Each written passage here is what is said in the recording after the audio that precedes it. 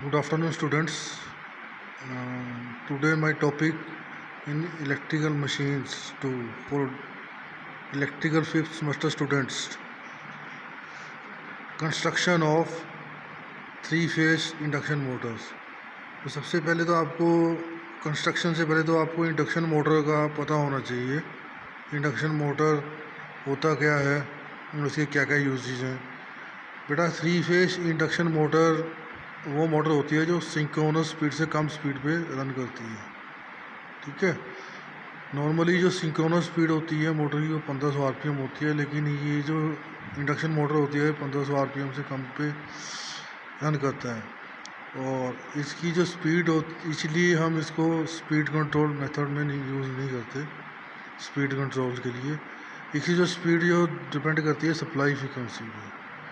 ठीक है, और इसका यूसेज जो है वो कई जगह है, इंडस्ट्री में भी है, डोमेस्टिक में भी है। इंडस्ट्री में हम three phase induction Motors use करते हैं और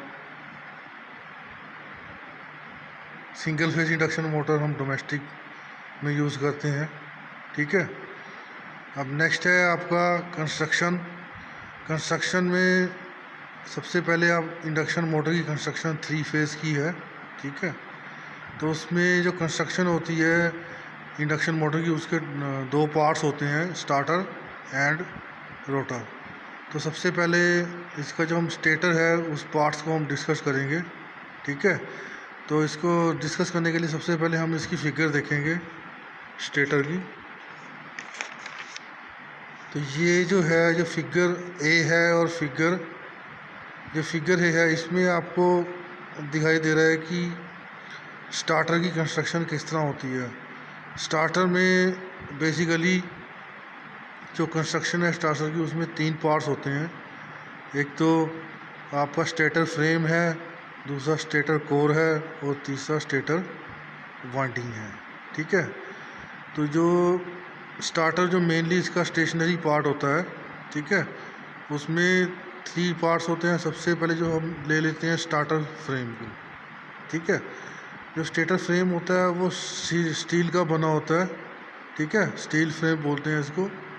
और इसमें ये क्या मैकेनिकल सपोर्ट देता है इंटरनल पार्ट्स को, यानी इंटरनल पार्ट्स जो हमारा क्या है स्टार्टर कोर। ठीक है, उसको ये मैकेनिकल सपोर्ट प्रोवाइड करता है। ठीक है, अब हम इसमें सेकंड पार्ट लेते हैं स्टेटर कोर। अब स्टेटर कोर जो है इसमें वो इंटरनल पार्ट होता है। ठीक है, इंटरनल पार्ट यानी कि ये आपका इसमें जो है लैमिनेशन होती है, थिन लैमिनेशन होती हैं इसमें। ठीक है, ये जो हमारी अंदर होती हैं इसकी। ठीक है, थिन लैमिनेशन।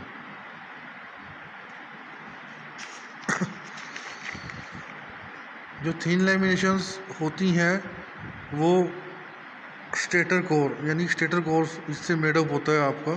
ठीक है, इसकी जो लैमिनेशन की जो लेंथ है वो 0.35 mm टू 0.5 mm तक होती है। ठीक है, अब तीसरा जो पार्ट इसका है वो है स्टेटर वाइंडिंग। इसमें जो है three phase insulated stator winding होती है जो इसके स्टार्टर कोर के अंदर प्लेस करते हैं। ठीक है, और ये इंसुलेटिंग वाइंडिंग आपकी थ्री फेस स्टार में या डेल्टा में कनेक्टेड होती है। ठीक है, तो ये इसका तीसरा पार्ट होता है स्टेटर वाइंडिंग। ठीक है, अब जब हम इस वाइंडिंग यानी कि इसकी जो वाइंडिंग होती है उसको अगर हम एसी सप्लाई के साथ कनेक्ट करते हैं, तो इसमें थ्री फेस एसी सप्लाई के साथ कनेक्ट करते हैं तो इसमें मैग्नेटिक फ्लक्स प्रोड्यूस होता है जो कि इसकी वैल्यू कांस्टेंट होती है, जिसके कारण इसका जो ये रोटेट करता है। ठीक है, मैग्नेटिक फ्लक्स साइक्लोनस स्पीड के साथ रोटेट करता है। ठीक है, तो ये इसका स्टार्टर हो गया। अब सेकंड है इसका रोटर। अब रोटर जो है इसका रोटेटिंग पार्ट है। ठीक है, रोटेटिंग पार्ट में इसके टू टाइप्स के रोटर होते हैं। ठीक है, रोटेटिंग पार्ट में फर्स्ट है आपका स्क्यूल केज रोटर, ठीक है, और दूसरा है आपका फेस माउंट रोटर। जो स्क्यूल केज रोटर होता है आपका, वो बेसिकली लैमिनेटेड सिलेंड्रिकल कोर के साथ आपके, चाहे आप इस फिगर में देख लीजिए, ठीक है। अब जो स्क्यूल केज रोटर होता है आपका, इसमें लैमिनेटेड सिलेंड्रिकल कोर टाइप का होता है, जिसके साथ पैरेलल में आपके स्लॉट होते हैं, ठीक है। तो एक हर जिसके अंदर आपने रोटर कंडक्टर डाले होते हैं स्लॉट्स के अंदर, और जो रोटर कंडक्टर होते हैं वो एक वायर नहीं होती, वो एक बार होता है एल्युमिनियम और कॉपर का या अलॉय का, ठीक है।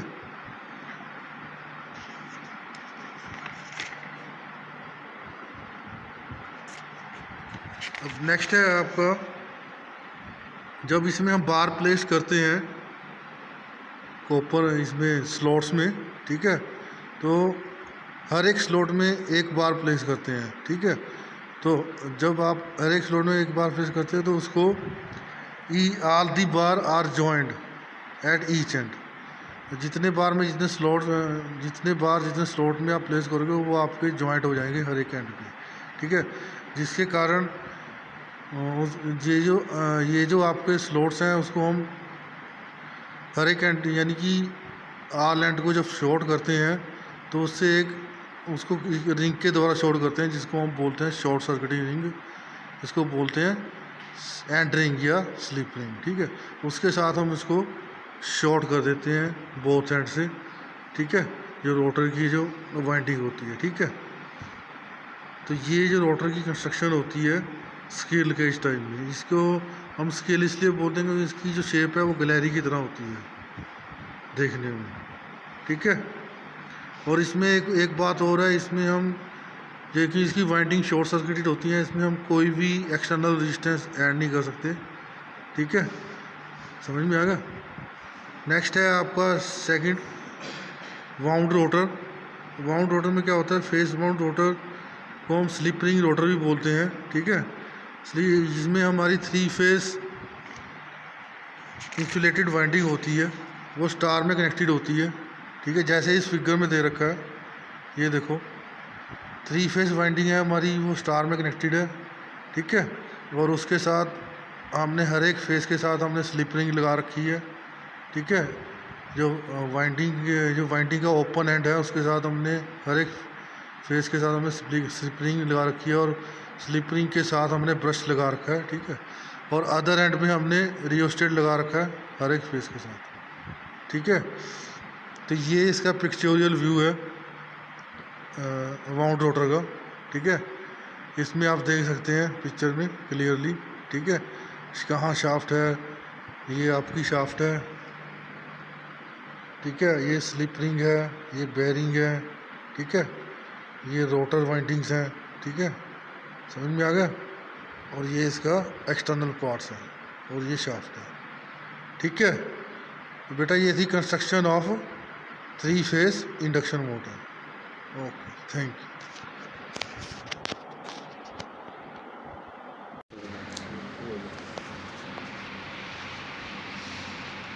Good evening students. टुडे तुम्हारा your topic is principle of operation and synchronous speed. तो ये सब्जेक्ट आपका इलेक्ट्रिकल मशीन का टॉपिक है, इलेक्ट्रिकल मशीन 2, ठीक है, और ये 5th सेमेस्टर के स्टूडेंट्स के लिए।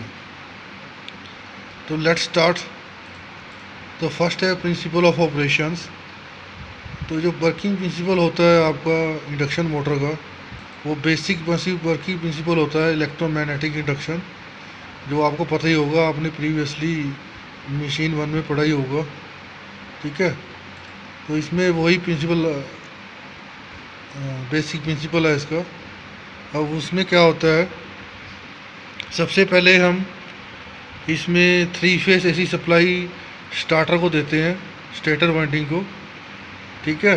जो स्टेटर वाइंडिंग में आपका करंट फ्लो होता है, अल्टरनेटिंग करंट फ्लो होता है, वो आपका अल्टरनेटिंग फ्लक्स सेटअप करता है कोर में, यानी कि स्टेटर वाइंडिंग में। अब इसमें जो स्टेटर वाइंडिंग है उसमें जो फ्लक्स प्रोड्यूस होगा वो आपका constant flux magnetic flux produce होगा, जिसके कारण इसमें रोटेटिंग फील्ड सेटअप होगी स्टेटर में, ठीक है। और उसकी जो स्पीड होगी वो सिंक्रोनस स्पीड होगी फ्लक्स की, ठीक है, सिंक्रोनस स्पीड होगी फ्लक्स की, ठीक है। तो जो डायरेक्शन होगी रोटेटिंग फील्ड की वो डिपेंड करेगी फेज सीक्वेंस ऑफ स्टार्टर, यानी स्टार्टर में जितने 3 फेज हैं उनकी सीक्वेंस पे डिपेंड करेगी रोटेटिंग फील्ड की डायरेक्शन, स्टार्टर करंट की, करंट कौन सी डायरेक्शन में फ्लो हो रहा है हर एक फेस में, ठीक है। तो रोटेटिंग फील्ड जब आपकी एक बार सेटअप हो गई और उसके बाद वो स्टेटर को पास करके through air gap rotor conductor को कट करेगी, जो कि अभी बिल्कुल मूव नहीं कर रहा है, वो स्टेशनरी है, ठीक है। उसमें उसको कट कर देगी, तो उसमें जो रोटर कंडक्टर है तो उसमें रिलेटिंग, यानी कि रोटर कंडक्टर में तो स्टेशनरी फील्ड है और इसमें रोटेटिंग फील्ड है आपकी स्टेटर में। तो दो जो जो रिलेटिव स्पीड होगी वो क्या होगी, relative speed between two stationary rotor conductor and rotating field setup in the starter. वो क्या करेगी, ईएमएफ इंड्यूस करेगी रोटर कंडक्टर में, इससे क्या होगा, ईएमएफ प्रोड्यूस होगी रोटर कंडक्टर में, ठीक है। और जो कि आपके रोटर के कंडक्टर वो शॉर्ट सर्किट है एट बोथ एंड, ठीक है, बाय शॉर्ट सर्किटिंग, देयरफॉर तो जो करंट है वो रोटर कंडक्टर में फ्लो होना शुरू हो जाएगा, ठीक है। और जब करंट फ्लो होना शुरू हो जाएगा तो रोटर जो है वो मैग्नेटिक, वो क्या है, मैग्नेटिक है, ठीक है। जो मैग्नेटिक है तो उसमें क्या होगा, मैकेनिकल फोर्स। हाँ जी स्टूडेंट्स, प्रीवियसली थोड़ा सा मिस्टेक होने की वजह से थोड़ा सा ये आपका थोड़ा सा लेक्चर छूट गया था प्रीवियस, ठीक है। तो इसमें हम कहाँ तक पहुँचे थे, T=K, इसमें हमने NS से हमने ऊपर नीचे मल्टीप्लाई कर दिया था, ठीक है। तो हमारा इसका रिज़ल्ट आ गया था K into NS into capital S, ठीक है। तो हमारा इसका रिज़ल्ट ये आ गया था, यानी कि torque K into NS into S, ठीक है। तो T जब इसको हम अगेन इसको हम सिंप्लीफाई करेंगे तो हम T=K1S, यानी K1 हमारा क्या होता है, कांस्टेंट ऑफ प्रोपोर्शनैलिटी, अगेन ले लेंगे। पहले तो हमने K लिया था, K क्या था, कांस्टेंट ऑफ प्रोपोर्शनैलिटी, तो अगेन हम K1 ले लेंगे, कांस्टेंट ऑफ प्रोपोर्शनैलिटी, ठीक है। तो K1 की जो वैल्यू होती है वो इक्वल टू होती है K इंटू NS, ठीक है। तो ये वैल्यू हमने यहाँ पे ली है, ठीक है। तो इससे क्या रिलेशन शो हो गया हमारा कि T हमारा डायरेक्टली प्रोपोर्शनल टू S है, यानी कि टॉर्क हमारा डायरेक्टली प्रोपोर्शनल टू है स्लिप के। तो इस रिलेशन से हमें क्लियर हो जाता है कि अगर हमारी स्लिप जितनी बढ़ेगी, जितना ही डिफरेंस होगा रोटर और स्टेटर रोटेटिंग फ्लक्स का, स्टेटर रोटेटिंग स्पीड का और रोटर स्पीड का जितना भी डिफरेंस होगा उतनी हमारी स्लिप बढ़ेगी, ठीक है। और उतना ही हमारा रोटर में करंट फ्लो होगा और इंड्यूस्ड ईएमएफ प्रोड्यूस्ड होगी, ठीक है। तो ये स्लिप की सिग्निफिकेंस है, ठीक है। Okay, thank you students. यहाँ कर देगा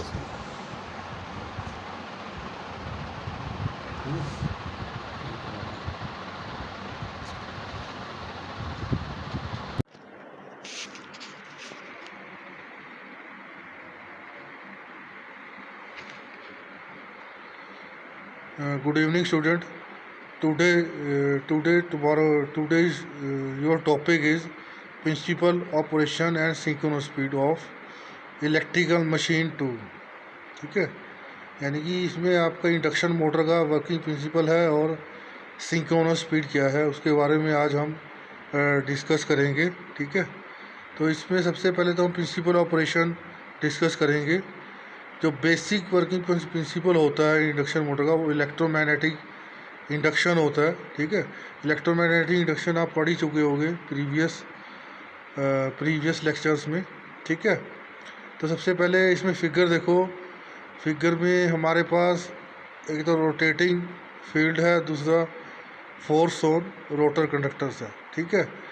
तो इसमें एक तो स्टेटर है और एक रोटर है और उसके बीच में एयर गैप है, ठीक है। तो जब हम रोटर को जो सबसे पहले हम क्या करेंगे इसमें वर्किंग में, सबसे पहले हम इसके जो रोटर है कि जो 3 फेस वाइंडिंग है उसको हम 3 फेस AC सप्लाई देंगे, ठीक है। तो जब हम उसको 3 फेस AC सप्लाई देंगे तो उसमें अल्टरनेटिंग करंट फ्लो होगा। अल्टरनेटिंग करंट जब फ्लो होगा तो उसमें मैग्नेटिक फ्लक्स प्रोड्यूस होगा, ठीक है। मैग्नेटिक फ्लक्स की वैल्यू इसमें कांस्टेंट प्रोड्यूस होगी जो कि इसको रोटेट करेगी फ्लक्स को कांस्टेंट यानी कि सिंक्रोनस स्पीड के साथ, ठीक है। सिंक्रोनस स्पीड के साथ आपका फ्लक्स जो है रोटेट करेगा स्टेटर में, ठीक है। अब नेक्स्ट जो डायरेक्शन होगी रोटेशन की, रोटेटिंग फील्ड की, वो डिपेंड करेगी face sequence of stator current, यानी कि जो फेस में जो स्टेटर करंट फ्लो हो रहा है उस पर डिपेंड करेगी आपकी रोटेशन की डायरेक्शन, ठीक है। और जब आपका रोटेटिंग फील्ड जो है जब आपकी रोटेटिंग फील्ड एयर गैप है बिटवीन रोटर एंड कंडक्टर की उसको पास करेगी, ठीक है, एयर गैप को, तो वो आगे जाके फिर रोटर कंडक्टर को कट करेगी जो कि अभी मूव नहीं कर रहा, वो स्टेशनरी है, ठीक है। जब वो रोटर कंडक्टर को कट करेगी तो जो रोटर में जो कंडक्टर्स हैं वो तो स्टेशनरी हैं, ठीक है, वो मूव नहीं कर रहे अभी, ठीक है। लेकिन जब इसमें करंट फ्लो होगा रोटर के कंडक्टर्स में, वो शॉर्ट सर्किट है, जो रोटर के कंडक्टर हैं वो हर एक एंड से शॉर्ट सर्किट है। जब इसमें करंट फ्लो होगा ईच कंडक्टर में तो उसमें फोर्स प्रोड्यूस होगी, ठीक है। जब फोर्स प्रोड्यूस होगी ईच रोटर कंडक्टर में तो उसमें मैकेनिकल यानी कि मैकेनिकल टॉर्क प्रोड्यूस होगा, ठीक है। जब मैकेनिकल टॉर्क प्रोड्यूस होगा वो आपका रोटर को मूव कराने लग जाएगा, यानी कि रोटर आपका घूमने स्टार्ट हो जाएगा। जब रोटर स्टार्ट हो जाएगा घूमना तो वो स्पीड पकड़ लेगा, ठीक है। जब स्पीड पकड़ लेगा, ठीक है, तो जब स्पीड पकड़ेगा तो उसमें क्या होगा, जब स्टेशनरी कंडक्टर है वो घूमने लग गया, ठीक है। तो दोनों में अगर स्पीड सेम होगी, स्टेशनरी कंडक्टर भी आपका अब जो है वो मूविंग कंडक्टर बन गया, ठीक है, वो भी आपका स्पीड प्रोड्यूस करने लग गया रोटर में, ठीक है। तो दोनों के अगर स्पीड सेम हो गई तो स्पीड आपकी 0 हो जाएगी, ठीक है। तो इस करके इससे क्या होगा, आपकी EMF नहीं प्रोड्यूस होगी रोटर में। अगर दोनों की स्पीड में डिफरेंस होगा, ठीक है, तो आपकी EMF प्रोड्यूस होगी, ठीक है। तो ये जो है आपका वर्किंग प्रिंसिपल है इंडक्शन मोटर का, ठीक है। इसमें मेन जो इम्पोर्टेंट टर्म्स है वो है सिंक्रोनस स्पीड। अब सिंक्रोनस स्पीड क्या होता है, सिंक्रोनस स्पीड में इसको हम कैपिटल NS से डिनोट करते हैं। इसका जो फॉर्मूला है वो है 120F/P, ठीक है। NS को डिनोट करते हैं हम सिंक्रोनस स्पीड के साथ, F को हम सप्लाई फ्रीक्वेंसी के साथ और P को हम नंबर ऑफ पोल्स। जो सिंक्रोनस स्पीड है आपकी वो डिपेंड करती है number of poles and supply frequency, ठीक है। फॉर एग्जांपल अगर आप मोटर के पोल बढ़ा दोगे या फ्रीक्वेंसी चेंज कर दोगे तो उससे क्या होगा, स्पीड में चेंज आ जाएगा। फॉर एग्जांपल अगर मैं मोटर के 4 पोल कर देता हूँ और फ्रीक्वेंसी 50 हर्ट्ज रखता हूँ तो मेरी मोटर की स्पीड 1500 RPM होगी, जो इसमें एग्जांपल दे रखे हैं, ठीक है। तो सिंक्रोनस स्पीड आपकी सेटअप होती है रोटेटिंग मैग्नेटिक फील्ड से इन स्टार्टर में, ठीक है। तो ये आपका टॉपिक है, ठीक है, इसको आपने ध्यान से पढ़ना है, इम्पोर्टेंट टॉपिक है principal of operation and synchronous speed. Thank you students.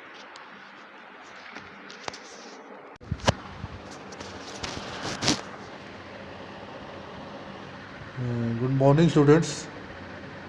Today is your topic in electrical machine 2 for doubly 5th students. Slip and its significance. तो हम इंडक्शन मोटर में स्लिप का क्या कंसेप्ट है और इसकी क्या क्या सिग्निफिकेंस है, ठीक है।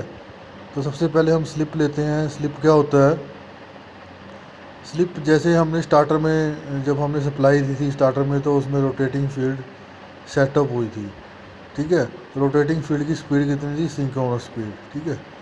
और रोटर में आपकी ईएमएफ प्रोड्यूस हुई थी, रोटर में जो टॉर्क प्रोड्यूस हुआ उसमें रोटर स्पीड प्रोड्यूस हुई थी, ठीक है। वो आपकी रोटर स्पीड है।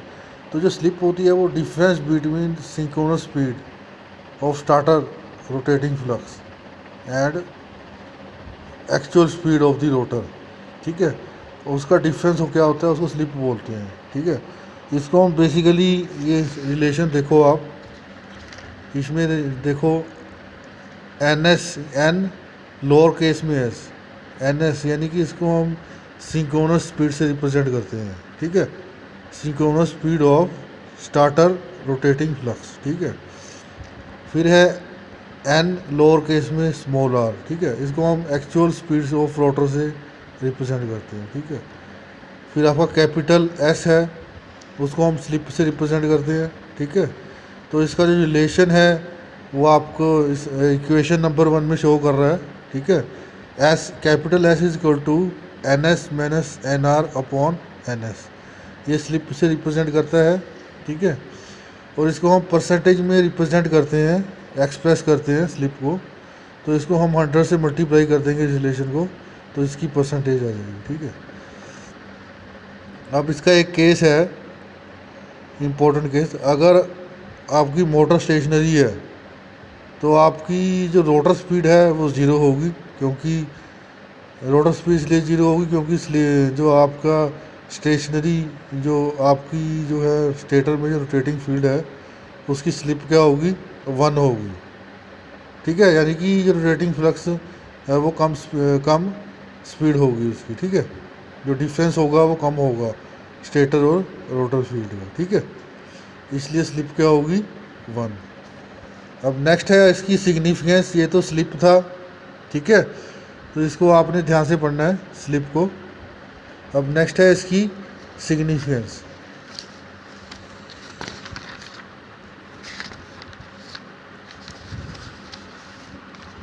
अब इसकी सिग्निफिकेंस में क्या है, सिग्निफिकेंस में हमने देखा था कि जब हमें पता था, ये हमें क्लियर हो गया कि जो हमारी जो रोटर है, रोटर ईएमएफ वो डिपेंड करती है स्लिप पे। किस पे डिपेंड करती है, स्लिप पे, क्योंकि जितना हमारा स्टेटर रोटेटिंग फ्लक्स और रोटर स्पीड का डिफरेंस होगा, ठीक है, उतनी स्लिप होगी और उतनी ही हमारी स्पीड बढ़ेगी, ठीक है। और उतना ही रोटर करंट बढ़ेगा, ठीक है। तो इसलिए क्लियर होगा कि उतनी ही हमारी ईएमएफ इंड्यूस्ड होगी, ठीक है। तो इससे हमारा ये रिलेशन है, पहले सबसे पहले देखो स्मॉल ई2 directly proportional to N S minus N R. तो ई2 इसमें क्या है, रोटर इंड्यूस्ड ईएमएफ, ठीक है। इक्वेशन नंबर 1 में ई2 रिप्रेजेंट कर रहा है रोटर इंड्यूस्ड ईएमएफ, और N S minus N R ये डिफरेंस क्या है, slip. Similarly second relation I2 क्या रोटर करंट है, directly proportional to E2 rotor induced EMF. लेकिन अगर हमारी induced EMF directly proportional to slip होगी तो रोटर करंट भी हमारा directly proportional to induced EMF होगा, ठीक है। ये सेकंड इक्वेशन में है। थर्ड इक्वेशन में है torque directly proportional to rotor current, यानी कि टी हमारा रिप्रेजेंट कर रहा है टॉर्क को और I2 हमारा रोटर करंट को। तो इसलिए जो टॉर्क है वो भी आपका डायरेक्टली प्रोपोर्शनल टू हो जाएगा स्लिप के, N S minus N R, ठीक है। तो इसका रिलेशन है ये आगे, T is equal to K into N S minus N R, ठीक है। तो अब टी इज इक्वल टू आगे जब हम इसको सॉल्व करेंगे, हम सिंप्लीफाई करेंगे, टी इज इक्वल टू के एन एस, यानी एन एस से आप ऊपर नीचे इसको multi. Good morning students,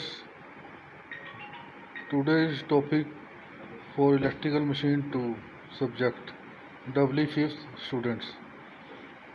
Topic is rotor EMF, current, inductance, resistance, impedance and power factor, ठीक है। तो ये आज का टॉपिक है आपका इलेक्ट्रिकल मशीन 2 का, ठीक है। तो सबसे पहले जो है हम डिस्कस करेंगे रोटर EMF, अब रोटर ईएमएफ जो होती है इंडक्शन मोटर की, वो कैसे प्रोड्यूस होती है, ठीक है। तो ये जब हम इसको सप्लाई देते हैं मोटर को, इंडक्शन मोटर को, ठीक है, तो इसके स्टेटर में जो है रोटेटिंग स्टेटर फ्लक्स प्रोड्यूस होता है कांस्टेंट वैल्यू को, ठीक है। और उसकी जो वैल्यू अगर स्टैंड स्टिल है तो उसकी जो वैल्यू है वो बहुत, यानी कि रोटर वाइंडिंग में जो ईएमएफ होगी जो स्टेटर में होगी वही रोटर में ईएमएफ इंड्यूस होगी, ठीक है, इन केस अगर वो स्टैंड स्टिल है, ठीक है। तो इस केस में सबसे पहले हम स्टैंड स्टिल कंडीशन लेंगे।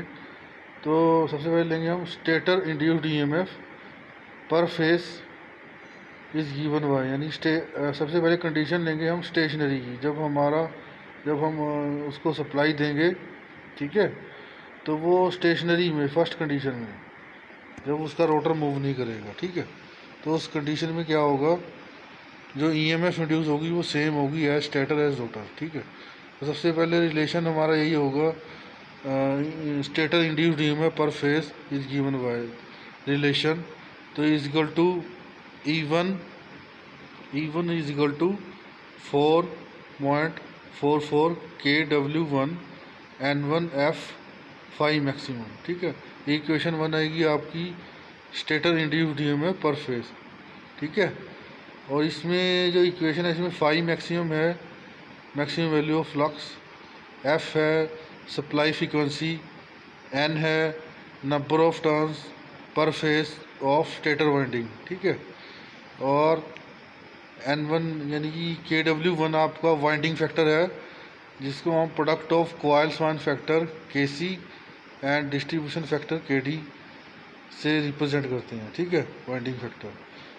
तो नेक्स्ट जो हमारा at standstill rotor induced EMF is given by E2, rotor induced EMF is given by E2 is equal to 4.44 kW2 and 2F5 maximum, ठीक है। तो इस केस में स्टैंडस्टिल में जो होगा रोटर में जो स्लिप होगी difference between rotor and stator speed की, वो स्लिप होगी आपकी S इज इक्वल टू 1 होगी स्टैंडस्टिल में, ठीक है, समझ में आ गया। तो KW इसमें वाइंडिंग फैक्टर होगा रोटर सर्किट का KW2, ठीक है। बाकी जो N2 है नंबर ऑफ टर्न्स है, नंबर ऑफ टर्न्स ऑफ पर फेस ऑफ रोटर वाइंडिंग, ठीक है। तो इसमें एक रिलेशन हो रहा है, ये देखो F dash is equal to S into F dash है वो रोटर सर्किट की, यानी कि जो रोटर है उसकी फ्रीक्वेंसी है, और F है आपकी स्टेटर की फ्रीक्वेंसी है, ठीक है, सप्लाई फ्रीक्वेंसी। तो ये चेंज होगी जब आप रोटर आपका रनिंग करेगा, तो स्लिप की वैल्यू चेंज होगी, तो रोटर की इंड्यूस्ड ईएमएफ भी चेंज होगी रनिंग कंडीशन में, ठीक है। तो ये तो था आपका स्टैंड स्टिल कंडीशन में, यानी कि स्टेशनरी कंडीशन में। अब नेक्स्ट है आपका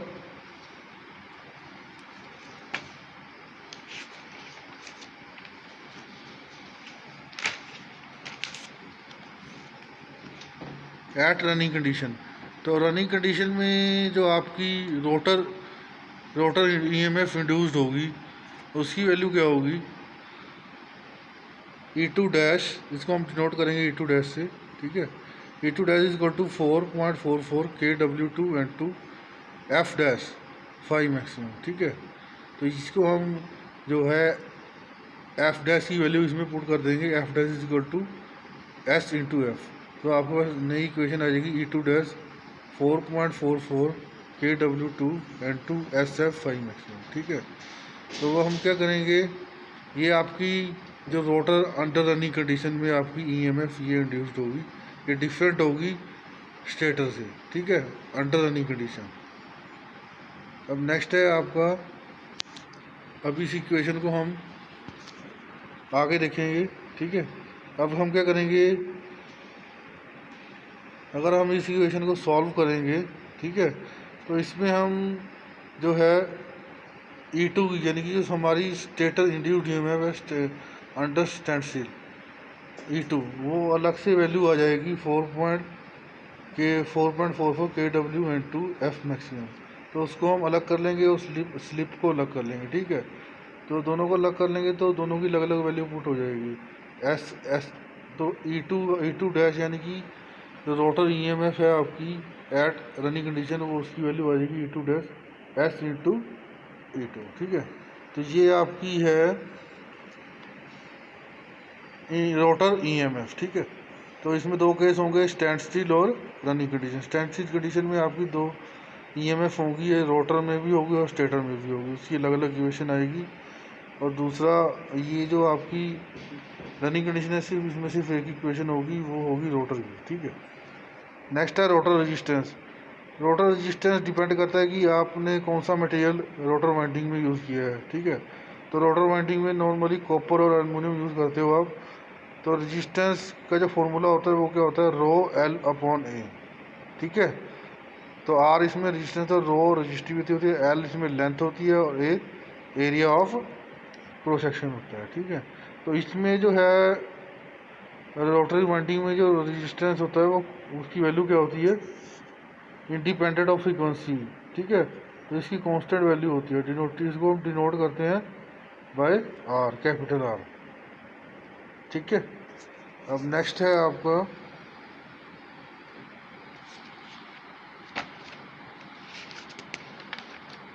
रोटर इंडक्टेंस। अब रोटर इंडक्टेंस में क्या होता है, जब स्टेटर और रोटर में, स्टेटर में रोटेटिंग मैग्नेटिक फील्ड होती है और रोटर में आपकी रोटर यानी कि रोटेटिंग यानी स्टेशनरी, स्टैंड स्टिल में स्टेशनरी होगी और रनिंग में रनिंग मैग्नेटिक फील्ड होगी, ठीक है। तो इसमें जो आपका रनिंग कंडीशन में मैग्नेटिक फ्लक्स प्रोड्यूस होता है, ठीक है, अक्रॉस स्टेटर, जो फ्लक्स होता है वो जो रोटर का जो फ्लक्स होता है वो परमानेंटली यानी कि लिंक नहीं होता। हेलो सर, यार हाँ फॉर्मेट है, ठीक है सर। भी जिन्ने परसेंट टॉपिक कंप्लीट हो गया ते ऐ लिख के भेज देना। हाँ जी स्टूडेंट्स। तो प्रीवियसली थोड़ा नेटवर्क प्रॉब्लम के कारण थोड़ा मिस्टेक हो गई थी, यानी कि आपका लेक्चर बीच में ही छूट गया था। तो ये प्रीवियस लेक्चर हम दोबारा स्टार्ट करेंगे जहाँ से छूट गया था, ठीक है। तो आगे हमारा टॉपिक था रोटर इंडक्टेंस। अब रोटर इंडक्टेंस में हम देखेंगे कि ये जो फिगर बनी हुई है इसमें हमारे पास स्टेटर और रोटर की जो फिगर में दे रखी है, इसके बीच में एयर गैप है, ठीक है।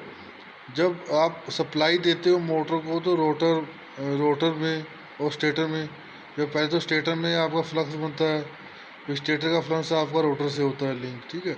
जब रोटर में जो करंट फ्लो होता है तो उसमें जो फ्लक्स बनता है वो परमानेंट यानी कि उसका कुछ पार्ट जो है वो रह जाता है रोटर में, ठीक है। जब वो रोटर में रह जाता है और बाकी जो पार्ट है वो स्टेटर में चला जाता है, ठीक है। और कुछ पार्ट जो रोटर में रहता है, जो रोटर में जो पार्ट जो रहता है या फ्लक्स का, उसको हम लीकेज फ्लक्स बोलते हैं, ठीक है। और जिसकी वजह से हमारा लीकेज इंडक्टेंस प्रोड्यूस होता है, ठीक है। तो ये हमारा लीकेज इंडक्टेंस होता है, ठीक है, जो रोटर कंडक्टर्स में प्रोड्यूस होता है, ठीक है। वो भी लीकेज फ्लक्स प्रोड्यूस होने के कारण, ठीक है। तो हम इसमें अब इसका रिलेशन ले लो। सबसे पहले तो हमें रोटर रिएक्टेंस यानी कि रोटर रिएक्टेंस जो होता है आपका वो ऑपोजिशन होती है offered by the reactance in the current, जो करंट को अपोज करता है, ठीक है, उसको हम बोलते हैं रिएक्टेंस। तो रिएक्टेंस x2 डैश 2 पाई। अब इसकी इक्वेशन है रिएक्टेंस अंडर रनिंग कंडीशन में। जब रनिंग कंडीशन में आपका रोटर होता है तो उस केस में जो रिएक्टेंस होगा उसका रोटर रिएक्टेंस, उसको हम रिप्रेजेंट करेंगे x2 डैश से। तो वो किसके इक्वल होगा, h2 dash is equal to pi F dash into L2, ठीक है। L2 इज इक्वल टू क्या है, इंडक्टेंस ऑफ दी रोटर, ठीक है। तो x2 डैश आप इसको सिंप्लीफाई करोगे तो क्या आ जाएगा, 2 पाई एस एफ इंटू L2, ठीक है। तो ये इक्वेशन हमने कहाँ से ली है, F dash is equal to S into F, जो इक्वेशन उनसे वहाँ से ली है, ठीक है।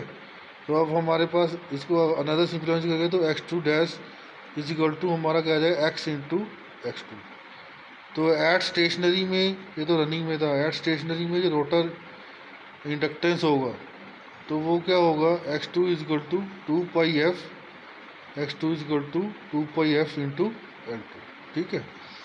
तो ये स्टैंड स्टिल और रनिंग कंडीशन में रोटर का रिएक्टेंस होगा, और रोटर इंडक्टेंस हम इसी इक्वेशन से सॉल्व कर सकते हैं। अंडर स्टैंड स्टिल में यानी अंडर रनिंग कंडीशन में आपका जो इंडक्टेंस आ जाएगा, जब इस इक्वेशन को हम सॉल्व करेंगे एट रनिंग कंडीशन में, तो वो L2 is equal to x2 dash upon 2πs into F, ठीक है। तो ये जो इक्वेशन शो करेगी आपका रोटर इंडक्टेंस शो करेगी। दूसरा, अंडर स्टैंड स्टिल यानी कि स्टैंड स्टिल कंडीशन में ये आपका रोटर इंडक्टेंस आ जाएगा L2 is equal to x2 upon 2πf, ठीक है। तो ये दोनों कंडीशन में आपका रोटर इंडक्टेंस आ जाएगा, ठीक है। अब नेक्स्ट है रोटर इम्पीडेंस। अब रोटर इम्पीडेंस क्या होता है, ये इम्पीडेंस एक तरह का ऑपोजिशन होती है, total opposition offered by the, total opposition offered to the flow of current, ठीक है। उसको हम क्या बोलते हैं, इम्पीडेंस। तो इम्पीडेंस क्या होता है, ये अलजेब्रिक सम होता है रेजिस्टेंस और रिएक्टेंस का, ठीक है।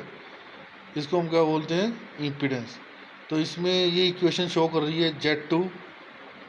अब इसमें ये इक्वेशन है Z2, capital Z2 is equal to under root R2 का स्क्वायर प्लस X2 का square at stand still condition में, ठीक है। स्टैंड स्टिल कंडीशन में आपकी ये वैल्यू होगी इम्पीडेंस की, ठीक है। अब इसमें Z2 तो आपका impedance of the induction motor at stationary condition, ठीक है। और इसमें R2 क्या है, रेजिस्टेंस, और X2 क्या है, रिएक्टेंस। तो ये R2 आपका resistance of the induction motor at stationary, X2 dash क्या होगा, X2 क्या होगा, reactance of the motor at stationary condition. तो Z2 डैश जो नेक्स्ट है आपका रनिंग कंडीशन। रनिंग कंडीशन में Z को हम डिनोट करेंगे इम्पीडेंस को Z2 डैश से, ठीक है। तो R2 ये होगा R2 का स्क्वायर प्लस X2 डैश का स्क्वायर, ठीक है। तो इसमें सिर्फ हमारी जो रेजिस्टेंस है उसकी वैल्यू चेंज नहीं होगी, इसमें सिर्फ हमारी जो रिएक्टेंस है उसकी वैल्यू चेंज होगी due to change in slip. तो स्लिप चेंज होगी तो हमारी रिएक्टेंस की वैल्यू भी उसमें चेंज होगी रनिंग कंडीशन में, रोटर में, ठीक है। तो ये इम्पीडेंस है आपका, ठीक है। इसको याद रखना है आपने।